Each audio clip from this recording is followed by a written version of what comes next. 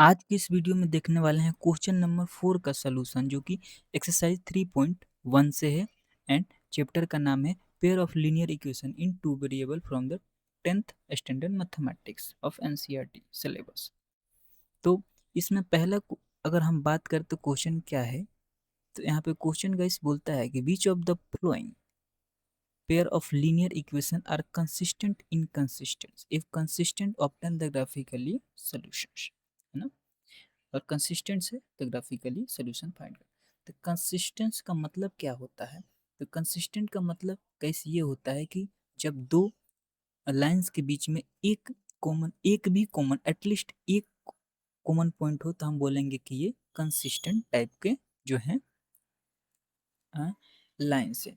अगर अगर इन लाइंस के बीच में एक भी कॉमन पॉइंट्स ना हो तो हम क्या बोलते हैं कि ये इनकंसिस्टेंट टाइप्स के जो लाइन है।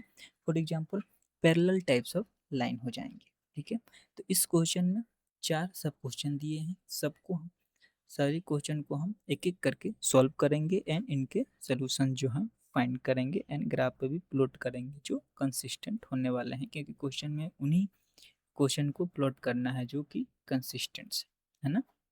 तो अब आइए देख लेते हैं, पहला क्वेश्चन को लिखेंगे एंड इनके सॉल्यूशन फाइंड करेंगे। तो पहला क्वेश्चन गाइस है x plus y equal to 5 and इसका जो दूसरा इक्वेशन है 2x plus 2y equal to 10, है ना। दो इक्वेशन दिए हुए हैं, अब इनके हमें सोल्यूशन फाइंड करना है। तो पहले हम क्या करेंगे, स्टैंडर्ड फॉर्म से इनको कंपेयर करेंगे एंड थोड़ा सा सिंप्लीफाइड करेंगे एंड उसके बाद हम क्या करेंगे कि a1 a2 and b1 b2 का वैल्यू एंड c1 c2 का वैल्यू फाइंड करेंगे, है ना। तो सिंप्लीफाइड कर लेंगे कुछ इस टाइप से, x plus y minus 5 equal to 0, जब 0 के साथ इक्वेट करेंगे and 2x plus 2y minus 10 equal to 0, 0 से जब इक्वेट करेंगे। Now a1 equal to 1 because यहाँ पे कुछ नहीं है, यहाँ पे x के साथ कोफिशिएंट तो 1 हो जाएगा, b1 के साथ भी कोफिशिएंट कुछ नहीं है यहाँ पे y के साथ, तो b1 की वैल्यू 1 हो जाएगी, c1 की कोफिशिएंट कांस्टेंट वैल्यू 5 हो जाएगी, a2 की जो वैल्यू है 2 हो जाएगी क्योंकि यहाँ पे 2 कोफिशिएंट्स है एंड यहाँ पे b2 की वैल्यू क्या हो जाएगा इस भी यहाँ पे 2 हो जाएगी क्योंकि y के साथ कोफिशिएंट्स 2 है एंड c2 की वैल्यू जो है कांस्टेंट वैल्यू माइनस की 10 हो जाएगी। अब हम क्या करेंगे, इनके रेशियो को कंपेयर करेंगे क्योंकि हमें इनके नेचर फाइंड करना है। ठीक है, जो हमें वैल्यू प्राप्त हुई है a1 b1 b2 and c1 c2 की, तो a1 upon a2 equal to कितना हो जाएगा, a की जो वैल्यू है यहाँ पे 1 है एंड a2 की जो वैल्यू है 2 है, तो 1/2 हो जाएगा। सेम वे में b1 की वैल्यू 1 है यहाँ पे एंड b2 की जो वैल्यू है कितनी है वो तो 2 हो जाएगा, तो 1/2 हो गया। सेम तरीके से हम रखेंगे c1 एंड c2 की वैल्यू, तो यहाँ पे माइनस का 5 एंड यहाँ पे माइनस का 10 हो जाएगा। सिंप्लीफाइड करेंगे वो तो माइनस का 1/2 एंड 2 हो जाएगा यहाँ पे। तो अब हम प्लस माइनस को हटाएंगे, यहाँ पे माइनस माइनस को तो प्लस हो जाएगा और यहाँ पे 1/2 हो जाएगा। सिंस अब इनके हम देखेंगे कि a1 equal to b1, a1 upon a2 equal to b1 upon b2 equal to c1 upon c2। Since तीनों की वैल्यू जो है सेम हो गई, सो ये क्या हो जाएंगे, this lines are coincident types of line and having many solutions. मतलब इस टाइप्स के जब तीनों कंडीशन एक दूसरे से इक्वल हो जाते हैं तो इनफाइनाइट सॉल्यूशन होते हैं, और दोनों जो लाइंस होते हैं इनके क्या होते हैं, कॉमन पॉइंट्स होते हैं, वो भी इनफाइनाइट कॉमन पॉइंट्स होने वाले हैं। ठीक है, अब तो ये क्या होगा, तो ये को इंसिडेंट टाइप्स के लाइन होगी, जैसे कि मैंने पहले ही बताया था वीडियो में कि एक भी कॉमन पॉइंट हुए दोनों लाइन के बीच में तो कंसिस्टेंट है एंड यहाँ पे हमें ग्राफ प्लॉट करना पड़ेगा क्योंकि ये consistency. Now let's find the coordinates. Coordinate find करने के लिए हमें ग्राफ प्लॉट करने के लिए पहले तो कोऑर्डिनेट्स फाइंड करना पड़ेगा, तभी तो हम ग्राफ प्लॉट कर पाएंगे, दोनों लाइंस के कोऑर्डिनेट्स फाइंड करना पड़ेगा। नाउ अगर हम लाइंस को कोऑर्डिनेट्स फाइंड करते हैं तो यहाँ पे हम वैल्यू अज्यूम करते हैं। तो पहले इक्वेशन के लिए for x plus y equal to 5, if x की वैल्यू हम यहाँ पे 0 ले लेते हैं, x की वैल्यू जो है हम यहाँ पे 0 ले लेते हैं और इक्वेशन रखते हैं 0 प्लस वाई इक्वल टू 5, तो हमें y की वैल्यू सीधे कितनी मिल जाएगी यहाँ पे गाइस, तो 5 मिल जाएगी, है ना। तो पहला जो पॉइंट हो जाएगा क्या हो जाएगा, 0 एंड 5 हो जाएगा, है ना। जो फर्स्ट पॉइंट हो गया पहले इक्वेशन में वो क्या हो गया, 0 एंड 5 हो गया। तो इस तरीके से पहला पॉइंट मिल गया। अब दूसरे पॉइंट के लिए क्या करेंगे, हम एक और वैल्यू अज्यूम करेंगे पहले इक्वेशंस में, है ना। तो x की वैल्यू हमने 5 अज्यूम कर लिया। नाउ इक्वेशन 5 में 5 को रखा इक्वेशन में, तो y की वैल्यू जो हमें क्या कितनी मिल जाएगी, 5 माइनस 5 होगा, तो यहाँ पे 0 मिल गया। अब जो दूसरा पॉइंट मिलेगा फर्स्ट इक्वेशन के लिए वो कितनी हो गई, तो यहाँ पे 5 एंड 0 हो गए। तो इस तरीके से हमने दो कोऑर्डिनेट्स तो फाइंड कर लिया, है ना। अब हम यहाँ पे देखेंगे कि ये कोइंसिडेंट्स टाइप्स के लाइंस हैं, है ना। तो हम इनके दोनों लाइंस के कोऑर्डिनेट्स फाइंड नहीं करेंगे, क्योंकि सेम लाइन बाय एक लाइन पे ही दूसरा लाइन ड्रॉ होता है जब कोइंसिडेंट्स टाइप्स के लाइन रहते हैं। तो हमें दोनों लाइंस के कोऑर्डिनेट्स नहीं फाइंड करने की नीड है ना। अब एक ही लाइन के कोऑर्डिनेट के हेल्प से हम क्या करेंगे, ग्राफ प्लॉट कर सकते हैं।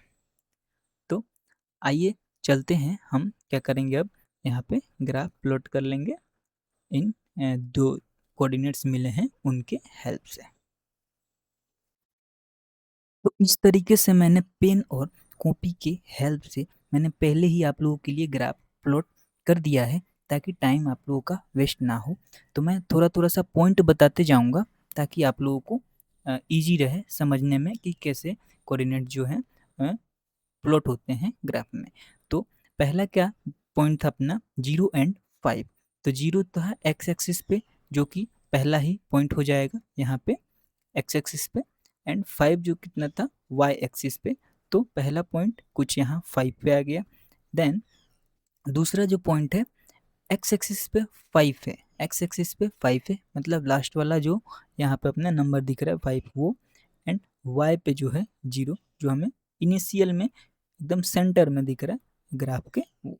तो दूसरा पॉइंट तो यहाँ पे 5 पे आ गया एंड दोनों पॉइंट हमें मिल गए। अब दोनों को हम जब मिलाएंगे तो हमें एक सीधी लाइन मिल जाएगी, है ना।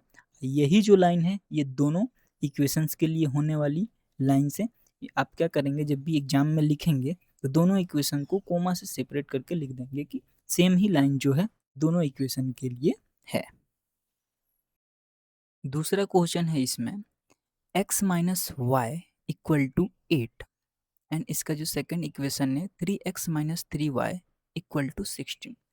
तो जब हम इसको स्टैंडर्ड फॉर्म से कंपेयर करेंगे एंड इनकी वैल्यू फाइंड करेंगे जब कंपेयर करके, तो a1 की वैल्यू जो हो जाएगी कितनी हो जाएगी, 1 हो जाएगी। b1 की वैल्यू कितनी हो जाएगी, माइनस का 1 हो जाएगा, एंड c1 की वैल्यू कितना हो जाएगा, माइनस का 8 हो जाएगा। माइनस का 8 क्यों हो जाएगा, जब इसको 0 के साथ इक्वेट करेंगे तो ये माइनस में आ जाएगा, यहाँ पे 0 आ जाएगा। सेम वे में a2 की वैल्यू कितनी हो जाएगी, 3 हो जाएगी, क्योंकि कोफिशियंट्स यहाँ पे 3 है। b2 की वैल्यू यहाँ पे माइनस का 3 हो जाएगा, एंड c2 की वैल्यू यहाँ पे माइनस का 16 हो जाएगा, है ना। जब ये इधर आएगा तो माइनस में चला जाएगा।